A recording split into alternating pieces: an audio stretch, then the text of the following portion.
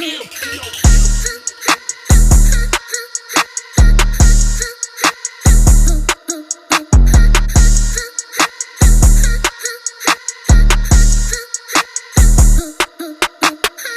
guys, welcome back. we have Daire O'Connor with us for our episode 5, plays for Glentoran. Correct. Got that part right. Got that one right. Be a bit embarrassing if I didn't know who he played for. No, yes, so we've just got a few questions for Daire. So, how did you get into football? I think most boys when they're young just kind of get involved through school, lads in the green. I grew up in a big estate down in Wicklow. Every day after school, we'd be about 20 of us out in the grass just kicking the ball around till all hours. Like, I think it's almost part of your culture growing up. Yeah. Well, growing up, then school, breaks, then you join a team. Obviously, my dad was massively into football. I think that is like the case with a lot of dads. If they have a little boy, they want them to grow up and be a footballer. Not many of them end up doing it. But yeah, I would say like he pushed me or he forced me, but he would have guided me into football absolutely the same way I would have done with Gaelic, hurling. I think I played a lot of sports, but football was probably the number one for me, kind of for the most part anyway. Yeah. And did you always enjoy it, or was... Yeah, absolutely. You always enjoy growing up as a kid, and then it becomes a job. It's probably slightly different. And don't get me wrong, you still love it, but I feel like once you start getting paid for something, it's no longer a hobby. Yeah. It's a job, and you have to view it that way. Unfortunately, and that's the business of football. But growing up, 100%, all you think about is football, football, football. And a lot of boys, maybe when they get to 14, 15, 16, they discover going out or girls and all that kind of stuff when it's teenager. But for me, to be honest, as bad, it didn't come across as a loser or anything, but I was just football all the way through. Like, I had no interest in any of that. Yeah. I'm kind of glad I was that way at the time. Now I've Yeah. branched out a wee bit since, obviously, but a lot of it's the culture you're brought up in, and Yeah. fortunately, I was kind of guided down that avenue just to kind of stick to what I was good at, and Yeah. ultimately, didn't know all the time I'd end up doing it as an actual job, like. But I suppose if you stick at something long enough, you end up being half decent at it, like. Yeah. And at what point did you realise that it was more than just a hobby to you? I kind of always, maybe from the age of 15, 16, when people are in school saying, "Oh, what do you want to be when you grow up?" And I never really had a different answer than football, to be honest. Now, that being said, I still finished school. I did my exams. I went to university for 4 years, ended up getting a degree. What is your degree in? I did computers. I know. Oh my goodness. And what you do now. Exactly. I was 20. I was finished. I went to UCD in Dublin, and I three years. Sorry, should I say? Then I started a masters, and 8 weeks into the masters, I got a phone call. Obviously, I was playing football the whole way through, and the masters was tough. Don't get me wrong. I got a phone call. Do you want to go down to Cork and play full-time football? That was it. Dropped the masters, left. Oh my goodness. Haven't studied since. Well, That's right. you know, did you, whenever, you know, you got that phone call, was there ever any thought of should have dropped? Nope. Just straight away? It helped that there was a big exam coming up on the Friday that I didn't have to I wasn't overly prepared for it. But like, obviously, it was a strange enough dynamic because I got a scholarship to go play football, so it wasn't as if I went to college and then or university and just sacked off football. Yeah. It was very much 50-50 the whole way through. We trained in the evenings, studied in the mornings, and it was every day, games on Friday. But it wasn't your traditional university experience. Like, I think I was 22 when I went into full-time football. I went down to Cork. And that was it. Haven't looked back since. Have you faced many challenges along the way? Oh yeah, every day football throws something. Everyone thinks, oh, you kick a ball around, it can't be too hard. And when you look at it from a broader scale, they'd be right. But within that environment of football, I don't use the word toxic, but it's a group of 22 men all fighting for 11 spots. Yeah. So only 11 people can play. Some people will be on more money than others. It gets competitive. Yeah. Now everyone's good mates. Like, we all go. We'd have team day. We're with each other every day. But then if you don't play on a Saturday, like, I've trained all week and I'm not playing. Yeah. You don't feel useless, but you kind of like, geez, what am I doing? And then next day you'll switch, you'll play, you'll score, and you'll think you're the best in the world. And it really changes on a week to week basis. Yeah. You lose a game at home in front of 3,000 or 4,000 fans, and they're booing you, they're calling you this, they're calling you that. That's obviously tough. You try to block as much of that out. Would you say that throws you off? Not me. I kind of spurs me on. I like not the confrontation of it, but I remember a few months ago, some fan, we were losing or something, and I heard some comment saying, "You're a waster. What are you doing here?" And I scored a few minutes later. and he was cheering me, and obviously I didn't react to it at the time, but I kind of looked at him and I go, it's the life of a fan. If I go play in the Premier League tomorrow, watch a game in the Premier League tomorrow, I'm a Man United fan, I'll be the first to hammer somebody for making a mistake, and 2 minutes later cheer them on. So I understand it's the nature of a fan, and you're almost blinded by your own team's loyalty. But that is banter from the boys in the dressing room if you wear bad clothes in, or if your car is dirty, the boys are on you all the time, but in a funny way, like. And it's, Really? oh, listen, not a day goes by where somebody's not getting just stick for. And what is it like being in the dressing room before, like before a game and like after game? You know, is there much of a difference? One of the best parts about football is the dressing room, because it's our own little sanctuary. Nothing gets out. Like, you can say what you want. Sometimes it gets too far. I've seen lads punch the head off each other in the dressing room. It gets too far. I've seen lads punch the head off each other in the dressing room. Like, it does happen. No, and that's it. And best friends then again on the Monday. That's just the environment of football. A lot relies on winning. It's not just about winning the game. You know, there's a lot behind it that obviously we don't know about. You win for your own personal pride. You win for the fans that pay money to watch you. You win because you believe in the manager and your teammates and you want them to win. But at the end of the day, it is also a job. Yeah. Like, Jack down the road doesn't win because of me. He's going to let me know about it, like, and vice versa. Yeah. So if they're not pulling your weight, they're effectively costing you money, like, which is a different perspective of looking at football. Yeah. But when you look at it from it's a job point of view, then it makes sense. But not a lot of people see it that way, like. So I'm going to ask you 2 questions here. So do you yourself have any pre-game rituals, and does the whole team together as a whole have any pre-game rituals that you do before match? From the team's point of view, we'd have the same. It wouldn't be a ritual, it would be a process. We'd always meet at the exact same time. You'd do the same warm-up, you'd sit in the same place. Some people would put their right boot on, then the left boot on, the right sock on, the left sock on. Some people are a lot more laid back. And a lot of it comes down to, if I do something and I win a game and I play well, 9 times out of 10, you're going to do it again because you think, oh, we did it because of that. And listen, if I got thrown into the game tomorrow without anything that I do normally, I'd probably still play the same, but we're superstitious by nature, I think. And like, I'll have my pre-match at the exact same time. I'll have the exact same food before game for the last 7-8 years. Oh my goodness. Same shin guards haven't changed in 7-8 years. Oh my goodness. They stink. They're not even allowed in the house. It's robotic. And then your personality shows when you're on the pitch, but you almost are in a robotic mode up until you go onto the pitch. Which, again, when you say that loud, we do come across quite strange people. Like, and what's the same thing that you've been eating this for 7 or 8 years before every match? Turkey and pasta. Turkey and pasta before match? If I'm away with it, yeah, it is dry, yeah. No sauce? Same time? 8 years later? Mm-hmm. That's some going, like. I know. I couldn't keep a tradition going that long, kind of thing. What is one thing a lot of people don't know about you? Most people don't realise Irish is probably my first language over English. Really? Growing up, my mum was an Irish teacher, grew up in a Gaeltacht, so completely Irish-speaking area in Cork. So I grew up fluent in Irish. Went to an Irish-speaking primary school and secondary school. Has there ever been a time, apart from whenever you've lost a match, has there ever been a time where you've wanted to hang the boots up? Not really, no. Partially out of the fear of, Jesus, what would I do? And obviously the degree to fall back on. Which, I've never been disillusioned with the game or fallen out of love with it that much. Obviously there are times where you want to leave a club or want to leave a particular environment, or you're not enjoying that particular time at a club. Yeah. Your time in Scotland wasn't the best, but I came back in the summer to be here and I'm loving it.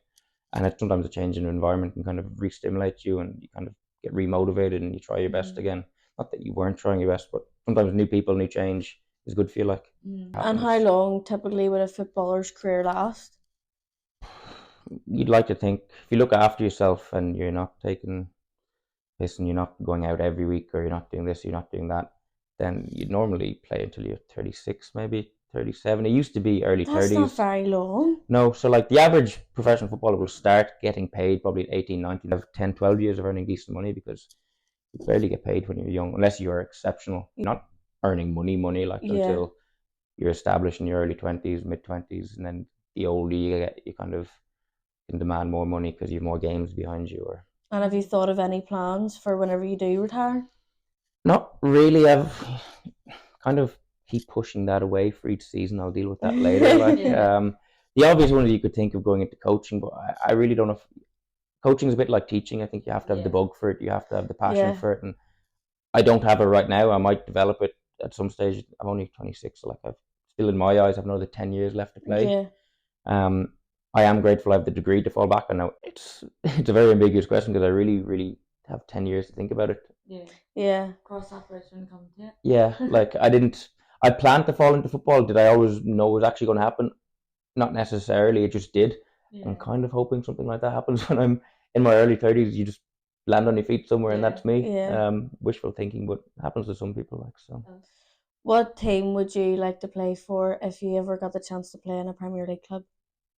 Grew up a Man United fan. Now that boat might have sailed, but if the manager's listening, I'm always available, but it's unlikely. Yeah, probably Man United. Now the style of play that Man City play, even though they're rivals, would probably suit me better. I love the way they play, and the structure they have is brilliant. But growing up a Man United fan, it'd be very difficult to turn them down. I mean, correct me if I'm wrong, but is Man United not doing really bad at the minute? Yeah. That's why I said probably would be Because I better. support Liverpool. Yeah, it'd probably be wiser to go to Man City. Now I'm talking dreamland stuff here, but I think as a kid, if you go up supporting someone, you kind of got to stick by them. But the thing is, when you are a footballer, it's difficult to follow another team. Like people say, who do you support? And it's kind of a weird answer. I normally just say myself, like it's the team I play for, because we play like Monday to Friday. We train to play and win on a Saturday. All the other games are on a Saturday. I barely get to watch the Premier League games because you're playing yourself, and I can't fly over to watch games. I can't fully invest myself in another team when you train so much with your own team. Yeah. So I've kind of fallen out of love with supporting Man United. You could say because they're not doing well as well. Maybe that's a glory hunting thing, but I'd play for them if I could, but that may not. Maybe happen. you would make them better. Maybe. Maybe. Could be better than Anthony, or he's not. But at least I'd put the ball in the box. That's all you have to do at the end of the day. Put the ball in the box. 100%. Right. Do you not feel a bit disheartened if you're on the bench, you're not playing a game, and that everyone plays such a good game and you win? Do you not feel a bit like either left out or disheartened? And yeah, it's tricky because you're torn between, if the team wins, realistically, I'm not playing the next game again, because normally manager will stick with the same team. Oh, and that's okay. You just hold your hand up. If they've won, they deserve to play again. Right. It's tricky as a manager to keep 22 grown men happy when only 11 of them can play. Yeah. And what does 2024 bring for you, or what do you want it to bring for you? I'd love to win the Irish Cup. That's kind of, unfortunately, all we have left to play for this season. We're probably not in a position to win the league. We lost the cup final last night, which wasn't ideal to Larne. Do you know why that was? This is my top advice, because you were on the bench. I was on the bench. First time all See? season as well. I was shocked. See? Going back to, I was on the bench, but it's cup final. If And the you- manager's watching, you've lost because you put him on the bench. Should have put him on, you would have won. He's going to pull me for that now.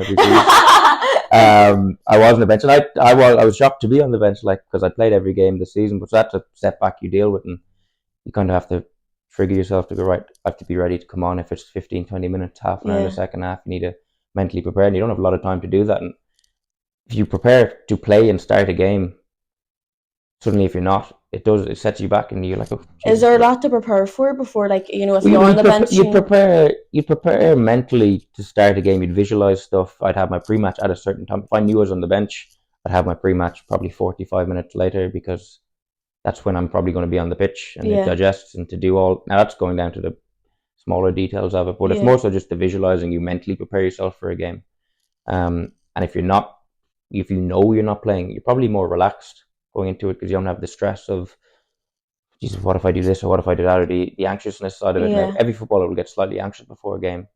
If they weren't, I'd be worried, because that small bit of nervousness is good. Like, that's what spurs you on. That's what keeps you on your toes going into games. But every footballer has to deal with getting dropped here and there. Just every footballer in the world has it regularly. Yeah. So yeah, 2024 Irish Cup, lock it in. Hopefully. Manifest it. And the manager sees you not wearing studs, he's on you. So a few years ago, I had a problem that I wore my moldies, slipped, the other team went down and scored, and he came on and he lifted my boots off me at half time. Wonderful, I don't want to see these ever effing again. Put on your studs. That was me told. Studs on for the rest of the season. It's not like a school dynamic where the teacher gives out to you and you just sit there like this. Like football is a grown men's environment. Yeah. If you have an opinion, more often than not, you give it back. Now, at the end of the day, any footballers are listening, the managers are always right. That's the advice I'd give them, even if sometimes they're not. You just kind of have to bite the tongue and agree with them. Because ultimately they are in charge, like they are the authority. And but if you, again, as I said, it goes back to there's 22 men trying to play in 11 positions. There's going to be 11 people happy, 11 people not happy. Those 11 people are going to be questioning the manager. Why are you doing this? Why are you doing that? And ultimately, you just kind of have to get on with it. Like, so when he's shouting at you, you just have to take it. Does that ever cause any friction between, the whole 22? Does that ever cause any friction of, well, you played last week, why are you playing again? Like you said, that was the first time being on the bench all season. Has anyone ever said, he's been playing this whole time and, that's the first time he's been on the bench, what's going on? Maybe not collectively, you do it in your smaller trusted circle. So like within every group of 22 lads, there'll be different factions, there'll be different groups, there'll be the local lads, there'll be the lads over from England, there'll be the lads that sit beside each other, there'll be car schools, there'll be the 2 or 3 people for the last 5 or 6 years that you just gravitate towards. And there'll be small conversations, not bitching, but there'll be lads that chat to each other like closer friends in a big group. It's like in a school group, in a class. You have different sections that you all get along, you're all part of the same team, but you're definitely close with other people and you'd confide in them. You should have been playing. And sometimes they might not mean it, but they'll do it for your own confidence. And that's half the battle in football, just not, there's a saying, your head's in the bin, which in football terms basically means you're not happy with the manager, you want to be playing, but you're not. And you can't really show your happiness on the pitch. You train, your head's down, you don't going through the motions. So if the other boys see that, they'll pick them up. Even if they have been playing badly, they'll say, you should be playing. And then slowly the head will come up, they'll start playing better in training. Yeah. And that's kind of the jobs of the teammates, is making sure we're all somewhat on the same page and being a team. Yeah. And what is a typical day of training looks like for the whole team? What happens start to finish? We're on a normal, let's say Monday morning. Let's say Tuesday, because that's our more working day. We show up at between 9 and 9:30, get your physio rubs, massages, the whole lot. Report. Oh, here. Yeah, very snazzy. Oh, here, that's good. I'm in the wrong job. In for breakfast, play a bit of darts if you wanted a dartboard in there, coffee, tea. This sounds like a youth club. Yeah. Yeah, it's quite social. In for a coffee, tea, breakfast between 9:30 and 10. Then you kind of go into the gym, do your foam rolling, stretching, mobility, anything like that you want to do. Some lads will play football, head tennis. There's a little tennis net and. So it's pretty like laxy daisy in the very morning. nice and relaxed, and just it kind of has to be that way though, because there's so much pressure on a Saturday at 3:00. Yeah. So our whole week gears towards 90 minutes on a Saturday. Yeah. In front of thousands of people, sometimes on TV. So outside of that, it just needs to be relaxed. Because if you have lads off the boil every day, up to here, they'd crack. You'd fold like so. The environment is nice and relaxed for a reason until you get on the training pitch, obviously. And what happens on the training pitch? So then, on the pitch by 10:15, normally for about an hour and a half max, you do your warm up, different possession drills, passing, finish normally with a game, some form of tactical work. That's your work. Come back, get your lunch, do a gym session with the coach. That's it. You're home. Most days at 1:30. And that's you finished? Home, have a nap, feed up, rest. That's it? Every day until Saturday? Eat well. Living life. That is the life you're living. That's a Tuesday. Monday we've no gym, so you'd be home at 12:30. And when do you get like your own personal stuff in? Like do you do cardio? Because running for 90 minutes, like we train every day though. That is effectively cardio. I know, but like I don't think I could run for 45 minutes straight. That's why not. That's why you're not a footballer. But is that not like it's some days is it not hard? Like it is. Tuesdays is a tough working day. So obviously, if we have a game Saturday, we're off Sunday. We're in Monday. So the boys that started the game will do a recovery session. They'll be in the gym, foam rolling, getting the extra massages, do a few laps, get the lactic acid out the body, go home, sleep. Sleep is obviously the biggest and best form of recovery. I can't believe that. I'm really, really shocked. Then Tuesday is our hard working day. So you have a tough session. You do probably 8 to 10K in training in general. Get it so hard just the one day. Then you have your gym session, home, off Wednesday, recover. In Thursday, pitch and gym. Yeah. Fridays, short, sharp, half an hour on the pitch. Sometimes name the team, go through corners, throw in stuff like that. Home, feed up. sleep. Saturday, run around for 90 minutes. Home, sleep. So there's a lot of sleeping, a lot of eating, and a lot of training. It is the best for me. It's the best job in the world. So apart from the training that you do all together, do you not need to do any, yourself? Not really. Like in the off season, obviously. So when the season finishes at the end of April, start of May, you've like 6 weeks to. First 2 weeks, you eat what you want, do what you want, put the feet up. Don't think about exercising. Just mentally switch off, physically switch off, and then you have a month of kind of getting back up, running, doing the stuff. And that's probably the hardest part because you're on your own. Pre-season? It's more of the off season. Okay. Because you're on your own, so you'll be going to your local pitch, doing your runs by yourself. That's gruesome enough, and you have to self-motivate yourself to do that. Then you come back in pre-season, and you're all in it together as a group doing the running, which is always easier. But during the season, as some boys would, I do on a Wednesday, and if I don't play on the Saturday, I do a gym session on the Sunday to kind of balance it out. But when you're playing regularly, and a lot of the time you've a game on a Tuesday as well, maybe once or twice a month you'd have a game Saturday, Tuesday. So you're literally playing Saturday, sleeping Sunday, light recovery on a Monday, and going for a game again on a Tuesday. So you don't really have time. Sounds like hard going too. It is, and it isn't, because it's hard going for 90 minutes. The sleeping and all that part's easy. We can all sleep. That's a very important part of my job, is sleep. Yeah. So I come home from training, sleep. And I sometimes, not tired, but I will force myself to sleep so my body can recover. And does, if you lose a match, does that ever affect, home life or? It'll affect your weekend for sure. If you have plans, you're not overly bothered to do them. Just because you're down. Not like in a depressed way, you're just like, you're overanalyzing the game. Yeah. So you rarely sleep the night of a match. So I'd be up till 2:30, 3 o'clock in the morning, just wired. Think about the caffeine, gels, energy, adrenaline. Thinking, oh, should I have done this? Should I have done that? Win or lose, you don't really sleep after a game. Even whenever you win? Because if you win, you're elated. You're, jeez, I can't believe I did that. And you get the clips sent in. The analyst, Terence, will send me the clips at 11 o'clock, and you're rewatching it back. And you're like, I can't believe I did that. Then when you lose, Jesus, I should have done this. I should have done that. And you're up till all hours. But then when you do win, that 10, 15 minutes after in the dressing room is brilliant. Music blaring, lads are happy, dancing around like it's. And do you ever go out after you win? Like on like a whim? Again, in groups, like you might have 7 or 8 lads that will normally try to do something if they do win. It's not necessarily always going out. Sometimes it's literally just go for a meal, debrief the game. If we lose a game at the moment, we lost last night, and there's 5 of us in a McDonald's until midnight, drowning our eyes and having a McFlurry and a debrief of the game. If we'd have won last night, it was cup final, we probably all would have went out, absolutely. Yeah. Now, once every maybe 3 months, the captain will organise an actual team day. So it'll be maybe if we have a game on a Friday night, that's changed. Saturday we'll meet early, we'll watch the football, we'll have a meal together, and we'll go out for the day. And it's kind of compulsory, everybody has to go. That's our team bonding point of view.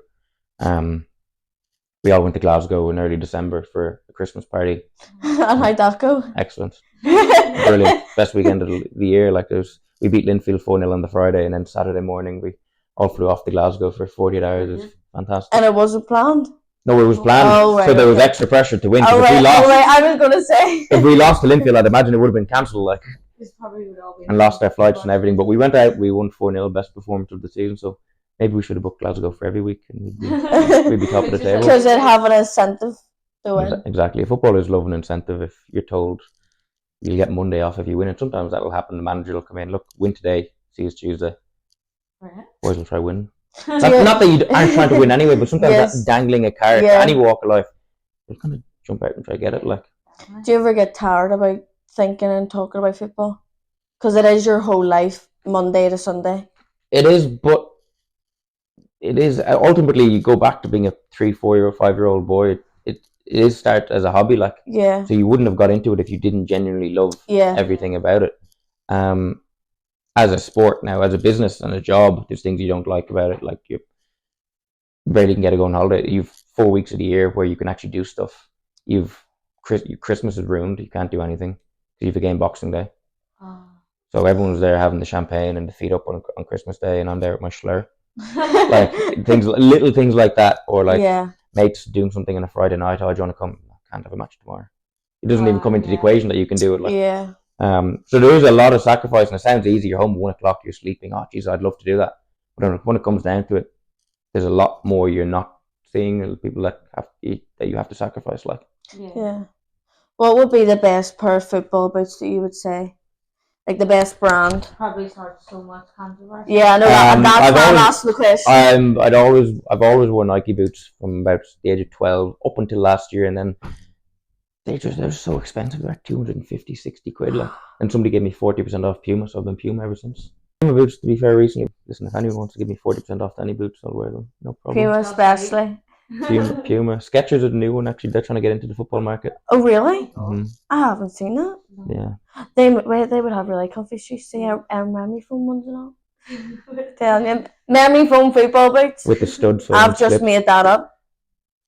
That could go far. Memory foam foot, like, come on ahead. That would be really comfy. Comfy. I don't know if it'd be practical though, would it?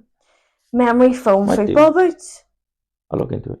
It's an investment idea. If anyone has any money, get on it, and I have to take 50% because I give up the idea. Well, listen, thank you all for watching, and thank you very much for coming on. No problem. Thank you for having me. And we will be, obviously, as every episode, putting in all our social media handles. We'll also be putting in Daire's. So go over, follow, show some love. Please do. Thank you. Gotta do it. Brilliant. Thank you. Not a problem. Peace out, guys. Bye. Beat demons in your ear.